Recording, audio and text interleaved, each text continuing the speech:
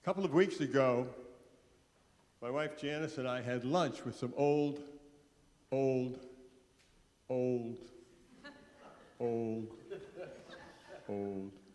friends. In fact, they're so old that we all went to high school together, double dated together, you know, the rickshaw and everything. But we have been close ever since, for all those many years. And we get together with some regularity. They've all done very well in their lives. And when we get together, we talk about the things that people who are old talk about. The first thing, of course, is doctors. Did you find a new orthopedic guy? How's your back? How's, you know, that whole thing. What we have done to make it a little easier for us is we've assigned everyone 2 minutes. Unless they had a new and very impressive surgery that none of us has had before. And then we want all the details because we realize we'll soon be there. So that's the first thing we tend to do. The second thing we tend to do is, of course, talk about our perfect grandchildren. It's amazing how we all have perfect grandchildren. But then we generally talk about other things, but this time 2 weeks ago was very, very different. It was a very down day. People were feeling lost, depressed, in despair. Just looking around, seeing all that's going on in the world, and I'm not going to recite it all, you know just about all of it. But wars and killing and death, poverty, and I said I wasn't going to recite it, but it's hard not to. And even in our own country now with political situations when people can't talk to each other, when people are afraid to say anything and don't know what's coming next. What was really tragic was how despondent these folks were. These are good, solid, fun folks, and yet one of them said, "How can I smile when there's nothing to hope for? I've given up hope."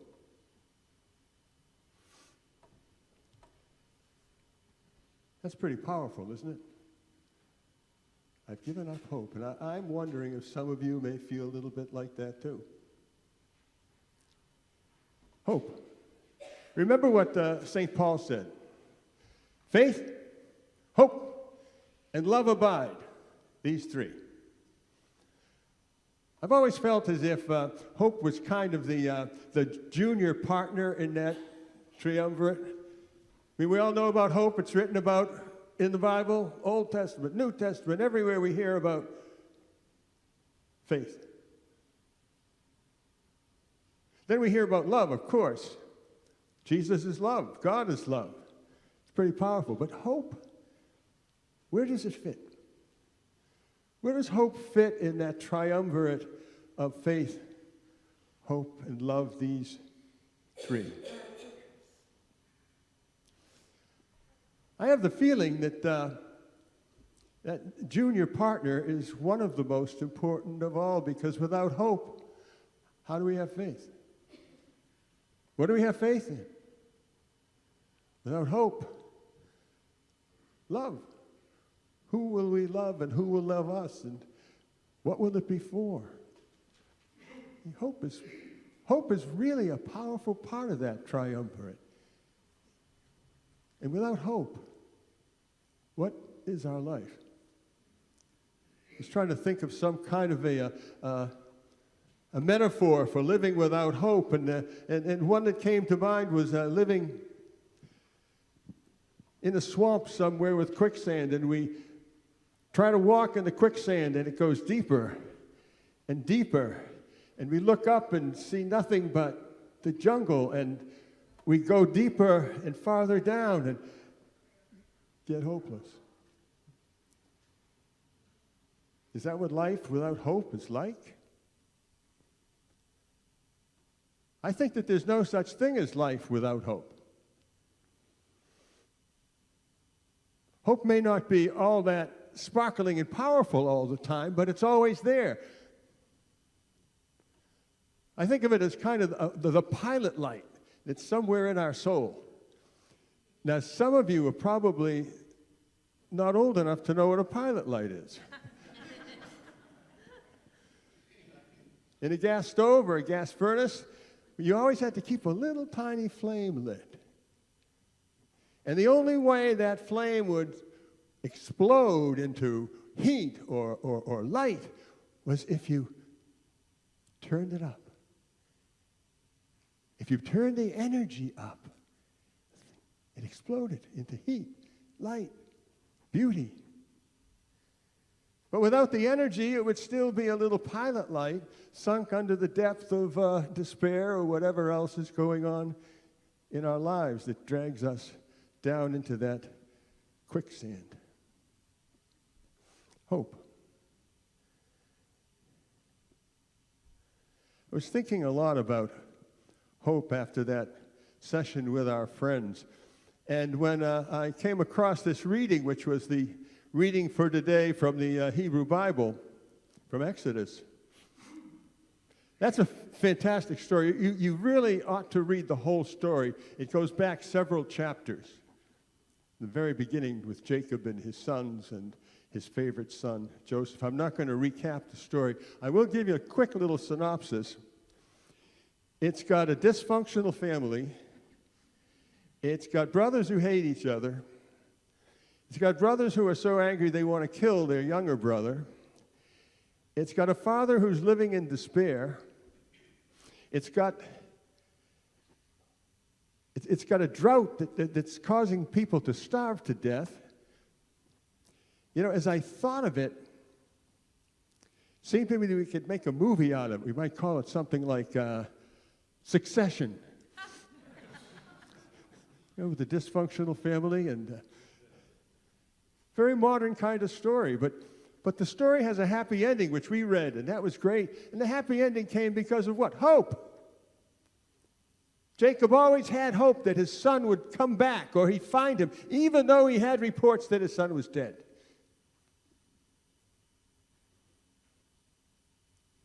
And Joseph had hope that he'd find his father again, even though he didn't know how to do it.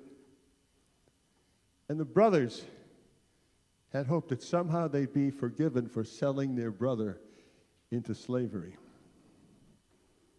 Hope. Hope. Hope can make things happen, but there's something important about hope. As I said, a pilot light needs fuel, and so does hope. And the kind of fuel that hope needs is an image of what might be. It's a picture of possibilities. It's a way to think about how we get out of this. Hope needs a picture. Hope needs a vision. Hope needs a way to think about what could be and not simply lament what is. And the other thing that hope needs, and this is even a little tougher, is people who are willing to live into that vision, live into that possibility, live into that hope, to do all in their power to make it happen. And then we've got the energy. And that little pilot light begins to flame up and get higher and warmer and brighter and lighter. And we begin to see that we are not left alone in despair. Hope, that power. It's easy to get into despair and sometimes hard to hope. Now, hope, it's not enough just to say, boy, do I wish things were better. Jiminy Cricket did that. Didn't you remember that? When you wish upon a star? That didn't do anything. It wasn't the wish. It was the hope and being willing to do something to make it happen. In our gospel lesson today, it comes from Luke. And it comes from the from the words of Jesus to his disciples, the Sermon on the Mount. And this is one of the great passages about hope. I love these arthritic fingers trying to get through these tiny little pages. None of you know that yet. But Jesus, looking down at the crowd that had gathered around him, remember who these people were now. Keep this in mind. These were the throwaway people. These were the Jews who ever since, for centuries and centuries, had been a conquered people. The Assyrians, the Babylonians, the Greeks, with Alexander the Great, and now the Romans, all had conquered and turned these people into the forgotten people, the unnecessary people, the people who could work the fields for a couple of dollars a week and be forgotten. Nobody cared about them. If they lifted their voices, they'd be flogged and beaten. If they lifted their voices loud enough, they'd be killed. Imagine living in that kind of seemingly hopeless place. How do you overcome that despair? In his Sermon on the Mount, Jesus came down with them and stood on a level place with a great crowd of his disciples and a great multitude of people from all of Judea, Jerusalem, the seacoast, Tyre, Sidon, who came to hear him and to be healed. Healing of the spirit, of the body, of the soul. Then he lifted up his eyes on the disciples and he said, "Blessed are you." Hear that. To a forgotten people, to a people who have seen their lives shrivel, their dreams die, their possibilities disappear, he says, "Beloved." Right away, that little pilot light begins to glow a little brighter. Jesus, my beloved. Wow. Then he says, "Blessed are you, you poor, for yours is the kingdom of God. Blessed are you that hunger now, for," and here's the picture, "you shall be satisfied. And blessed are you that weep now," and here's the picture, "for you shall laugh.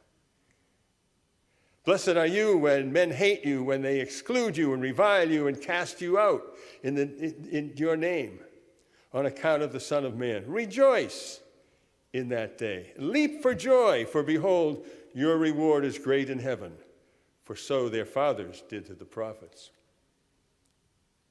You see, he's telling them, this happened before. You can stand up to this. You can hope for something new. You can have that possibility before you that you will be redeemed someday.